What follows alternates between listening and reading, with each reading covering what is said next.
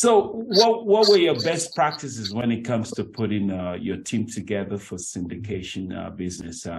You talked about an experienced hand being on board. What are your best practices? So it all starts with property manager, right? I mean, you can buy whatever you want, but if you don't bring flat A game when it comes to property management, it's just not going to work out, right? And now that is true now than 5 years ago.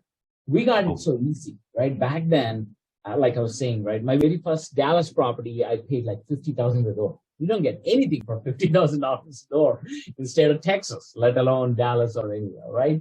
So back then, we used to, and that was an 8 cap, right? I mean, 8 cap C-class property.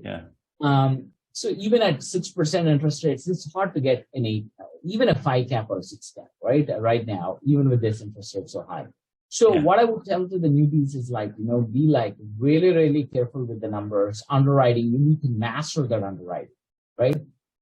It's Excel, right? At the end of the day, it's not rocket science, it's Excel, but you need to be able to relate the day-to-day operations and translate them into Excel and model it, stress test it, and make sure that you got your numbers right.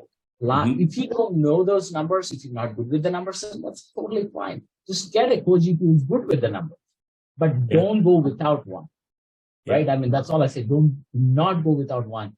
Just you need to analyze that, 10 ways to Sunday there and then feel good about the numbers. And then the property management, right? Work with the property management in the underwriting phase as well.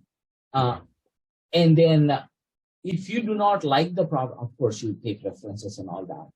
But in spite of all these things, 6 months into it, if you feel that you made an error with the property management, just ruthlessly fire them and get somebody else. Because the only people that you should be loyal to is your investors. They give you their hard-earned money. You don't owe anything to anybody except for your investors. Right? You just brutally fire them, bring somebody else and fix the issue rather than just trying to be nice guy, And I'm saying that because, I did all the mistakes and I learned from them. And that's why, I'm just reiterating where what one shouldn't be doing. Right? Then the property management, right? And then get a good reporting, right? Again, at the end of the day, if your investors are not playing along with you, not giving you money when you want to deal, you cannot scale as well, right? So just keep them updated. Over communication is better, right, than under communication, right? So write a very detailed reports. Do not just forward them whatever property management sent to you saying that, this is this month's report. No, they don't have time. They're passive investors. That's why they give you the money. So just translate all that into English and just break it into sections and talk about leasing. We talk about collections, talk about future plans, issues, property taxes, insurance, and all those things so that they can wrap their mind around it. So that is what I would say just for somebody who's getting started, right? I mean, focus on underwriting well, have a good property management, and communicate with everybody, especially your investors.